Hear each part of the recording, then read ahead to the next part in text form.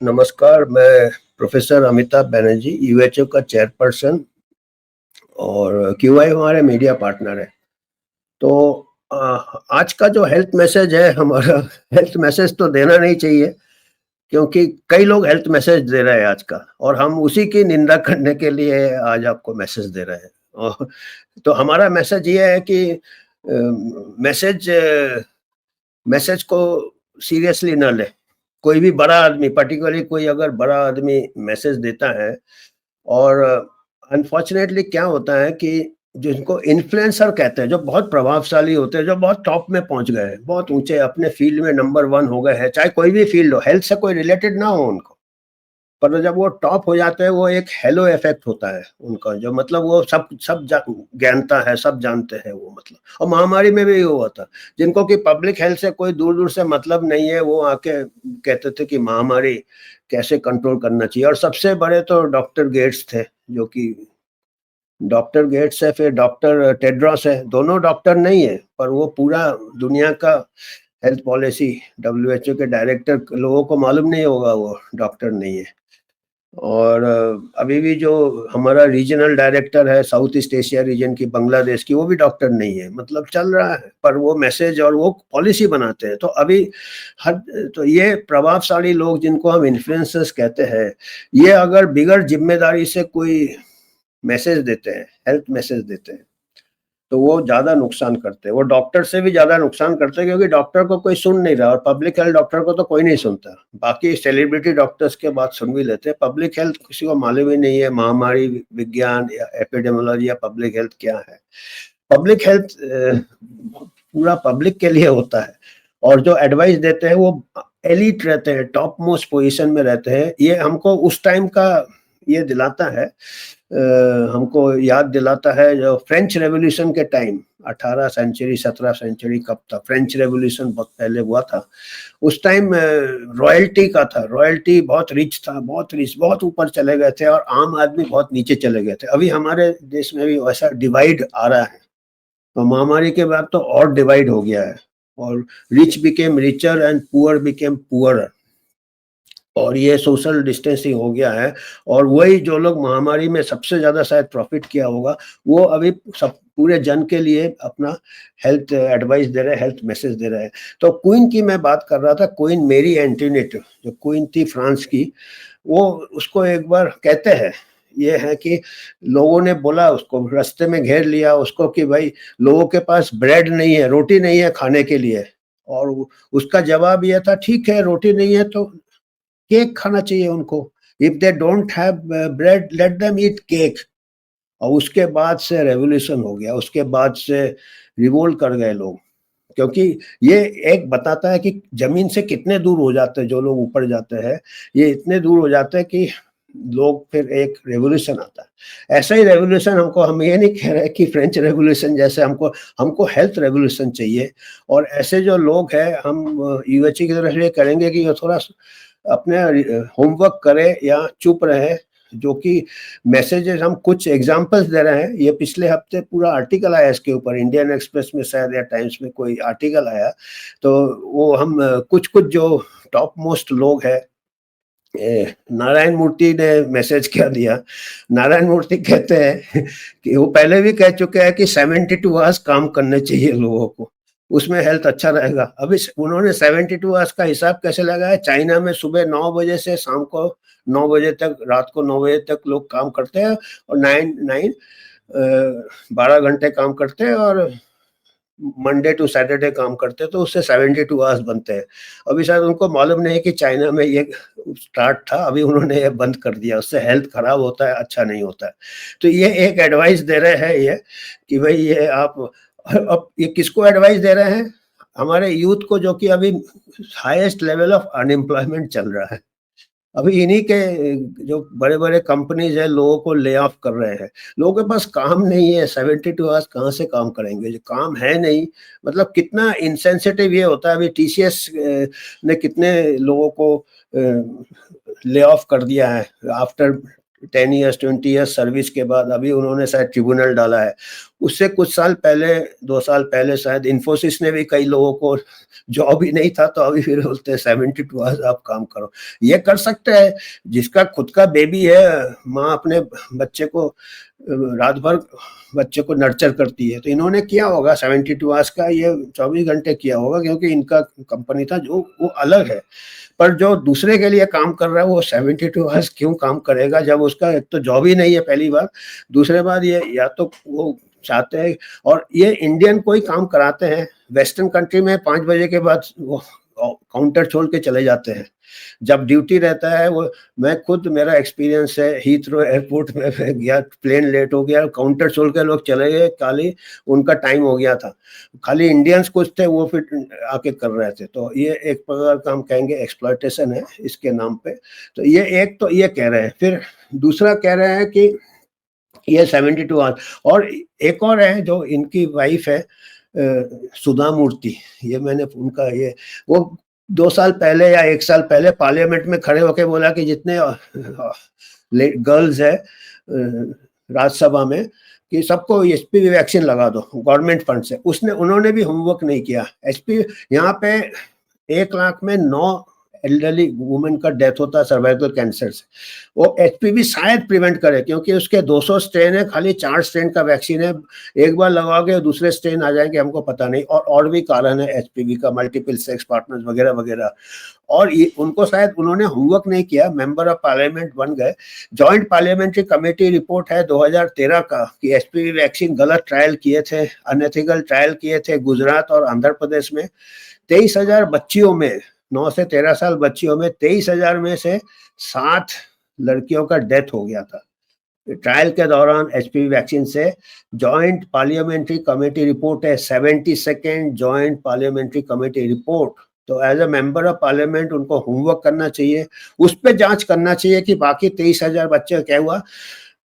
अगर सेफ हो बेशक रोल आउट करो आप, अगर वो सही में 100% कैंसर प्रिवेंट करता सही में रोल आउट करो, पर वो भी नहीं करता है, उसका कोई ऐसा स्ट्रॉन्ग एविडेंस नहीं है। ये एक प्रकार से प्रोबेबिलिटी है कि अगर एचपीवी ये कर दोगे तो ये स्ट्रेन से कैंसर के और कई कॉजेज है।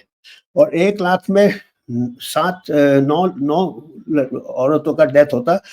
उनको, सुधा मूर्ति को ये नहीं मालूम कि हमारे यहाँ 100 औरतें मर जाती है चाइल्ड बर्थ के टाइम, क्योंकि गायनेकोलॉजिकल सर्विसेज नहीं है।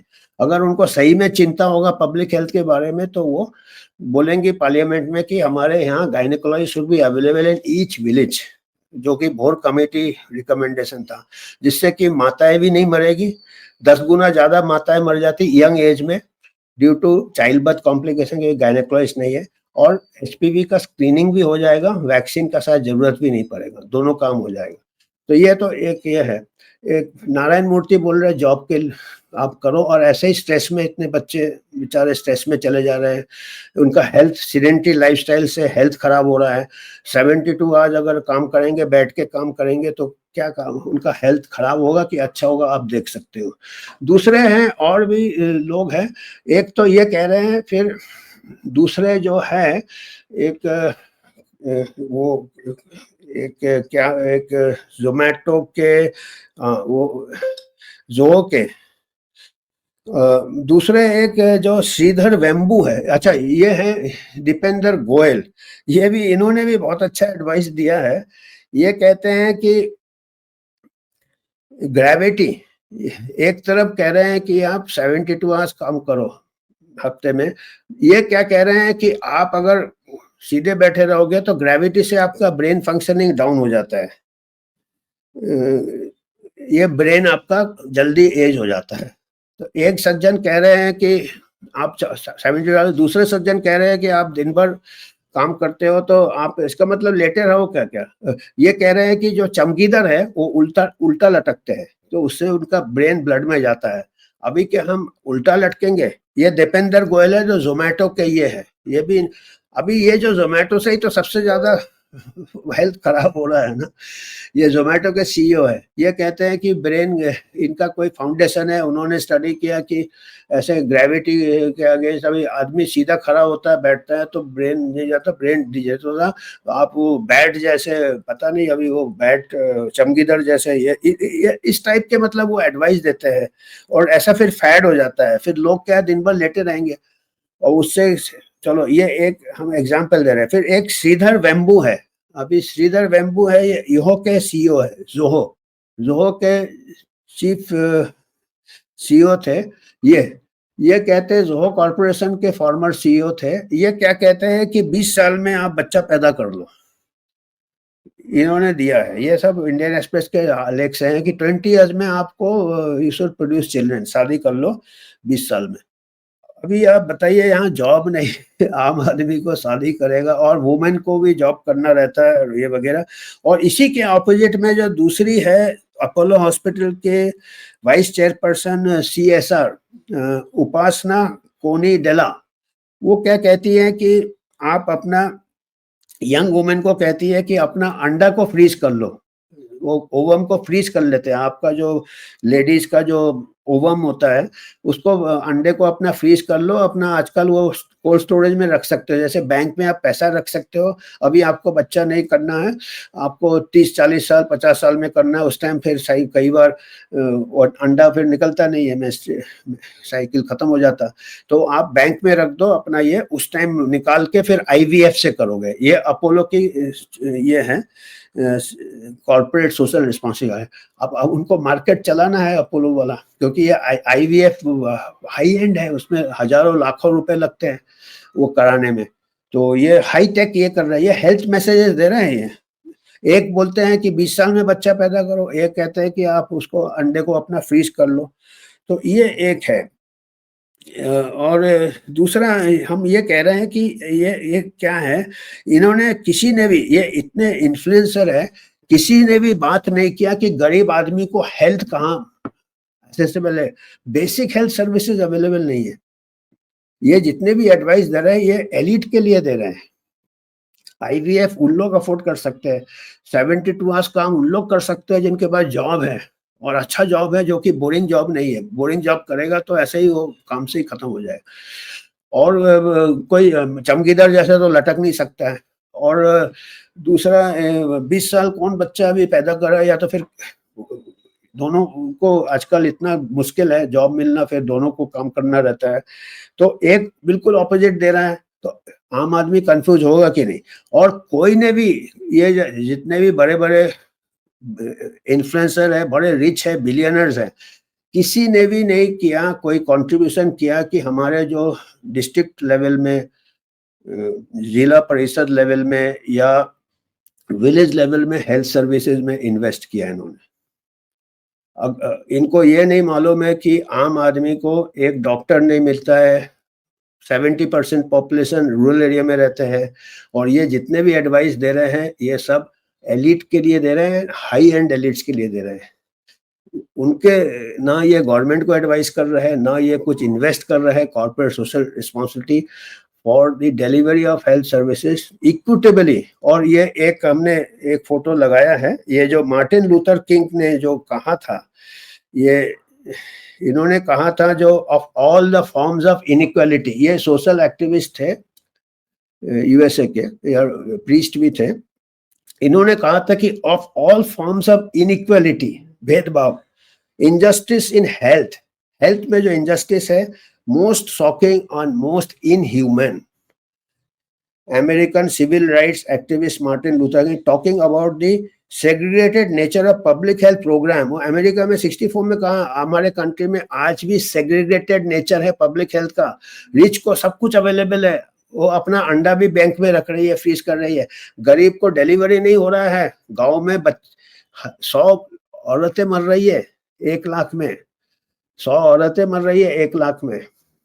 उसके बारे में किसी ने नहीं बताया। कोई अंडा फ्रीज करा रहा है, कोई बोल रहा 20 साल में बच्चा पैदा कर लो। One wonders what he would have said of injustice of corporate leaders। ये देखिए, corporate leaders का injustice के बारे में ये लेखक ने लिखा है, arrogating themselves the power of speaking about the health of the masses। ये कह रहे हैं हेल्थ ऑफ द मासेस के बारे में कॉर्पोरेट वाले बात कर रहे हैं, और मासेस का जो पॉपुलेशन में जो इनइक्वालिटी है, ये क्या बिल्कुल ही इनको जमीन से इतने ऊपर चले गए क्या? मेरी एंटोनी जो क्वीन ऑफ फ्रांस थी, passing of the private views as change making ideas, ये ऐसे आइडिया दे रहे हैं जैसे गेम चेंजर आइडियाज दे रहे हैं, एंड डिस्गाइजिंग द मैसेज रिजील एज वेल मीनिंग कंसर्न। सबको कन्फ्लिक्ट ऑफ इंटरेस्ट रहता है। जो सीईओ है सॉफ्टवेयर का, उसको है कि भाई चलो चीप लेबर है, मैक्सिमम लोगों से काम कराओ। आईवीएफ का जो बिजनेस प्रमोट करना है, अपोलो हॉस्पिटल के जो वाइस चेयरपर्सन है, वो उसमें जितना लोग करेंगे उनका उतना उसका एक मार्केट बनेगा। और बाकी सेडेंटरी लाइफस्टाइल और बाकी सब ऐसे, पर इनके इम्पैक्ट बहुत रहता है, एक इम्पैक्ट बहुत रहता है। और अभी कुछ दिन पहले मैं पढ़ रहा था कि कोई जो नॉन डॉक्टर्स को कोई बोलने नहीं देंगे, इनको मिस इन्फॉर्मेशन, पर ये जो बड़े बड़े लोग हैं इनको शायद लागू नहीं होता है। और फिल्म एक्टर्स भी आ जाते हैं बीच बीच में, वो भी कोई मैसेज देना चालू करते हैं। तो आज हमको यही मैसेज देना था, जो कि मैसेज नहीं देना चाहिए मतलब खैर हम तो सेलिब्रिटी नहीं है, यूएचओ का भी इतना नहीं है जितना इनका इम्पैक्ट है, पर इनको रिस्पॉन्सिबिलिटी चाहिए। अगर इतना इनका इन्फ्लुएंस है, अच्छी बात है, पर they should do the homework and give the correct messages. तो हमको आज यही इतना ही बताना था। धन्यवाद। आपको अगर कोई योगदान करना है यूएचओ इंडिपेंडेंट, हम इसको मजबूत बनाना चाहते हैं आपके मदद से, people for the people by the people. किसी से हम स्पॉन्सरशिप नहीं लेते, ना कोई फार्मा से लेते हैं, ना कोई हॉस्पिटल से लेते हैं, ना कोई इंटरेस्ट ग्रुप से लेते हैं, ना कोई पॉलिटिकल एफिलिएशन है। आप ही के इससे हम इंडिपेंडेंट हैं। धन्यवाद।